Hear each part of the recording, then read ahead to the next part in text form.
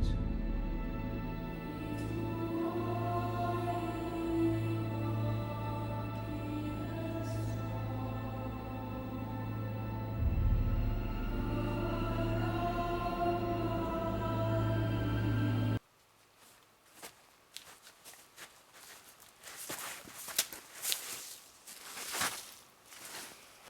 Welcome back, my friends. It's your brother Tactical.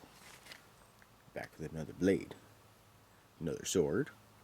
Tell by the title what it is. But this is a sword I've been waiting for over a year. I've been searching. I did find some places that had it, but some of them didn't seem trustworthy, or somebody I didn't know, so I was like, I tend to steer clear of people like that, just in case. I know they're just trying to start out, but some people are scams, so. I know my brother, We All Juggle Knives, has been looking for this sword too. So, I'll have to tell him what I found it and stuff, but cold steel, Chisa Katana. Very excited to have this. I only looked it over like super quick once. I haven't even really looked at it. But I just made sure it was, all the parts are there, it's not all messed up. So I'll take you over the stats real quick. Let me get this thing out of the bag. Okay, so specs on this thing. Overall length, 36 inch. Blade length, 24.5. And the handle is 11.5 inches. So nice big handle. It's like a full-size, two-handed handle, which is awesome. And the weight is 37.1 ounces. So, and if you can find it now, it usually goes for mid-3s. I paid a hair extra just to get overnight because I was all Jones, and I haven't seen this thing, like I said, in over a year. So as soon as I seen it, I grabbed it. I was like, screw it. So it ended up costing me like $370, but I don't even freaking care. I'm just stoked to have this thing. Now, there was one flaw. Unfortunately, there's always got to be something, right? Right on the sheath. You can see it right there. See that little black, the difference in the color? That's a chip. I just colored that in with a Sharpie. I was like, what the hell? But thankfully, the sword itself is like perfect. Oh, here goes a gigantic truck. Sorry about that. It's that time of the day. It's got a little metal end cap, though. I did like that, and I think that is iron. Wood scabbard. Cotton wrap on there. There's the Manuki. It's kind of neat looking. White ray skin with cotton wrap. All the fittings are iron.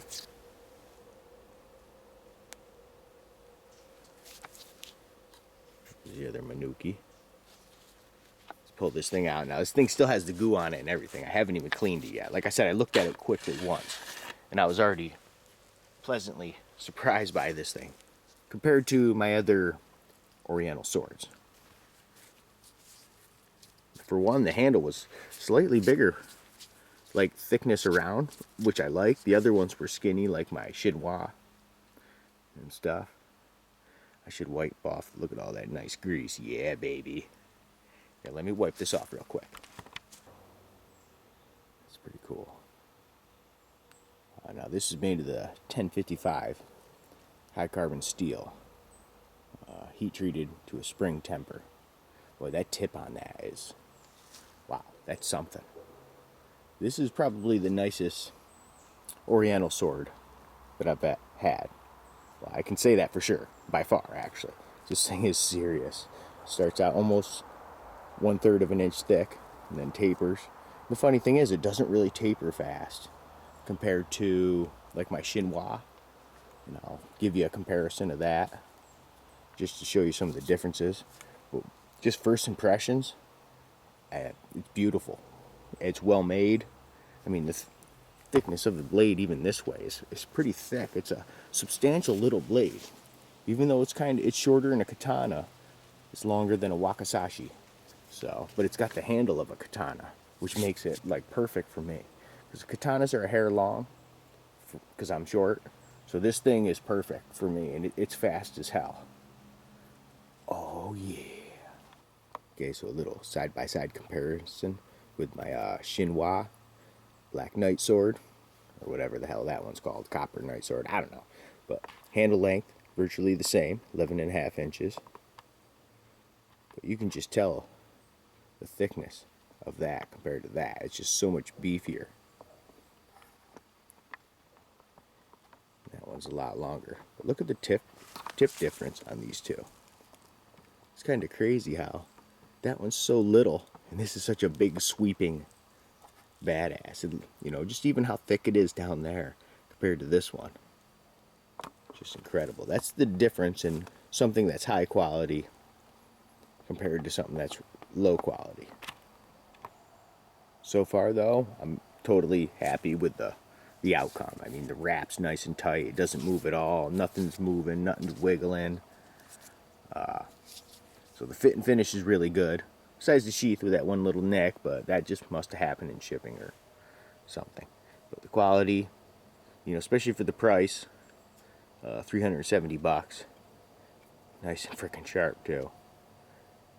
I mean, look how stout that tip is. It just, you know, stays really thick just to there, and then boom. That's nasty.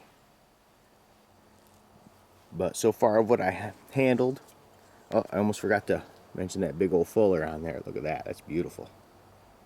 It's very nice. Goes all the way down to right there, right to the tip. I'd have to rate this pretty high, you know. Sub-tip, that's cool. I'd probably at least give this an 8.5. This thing is frickin' my favorite sword that I have right now for an Oriental sword. This thing is beautifully well done cold steel. Well, thanks for stopping by, visiting your brother Tack, and until the next time we meet.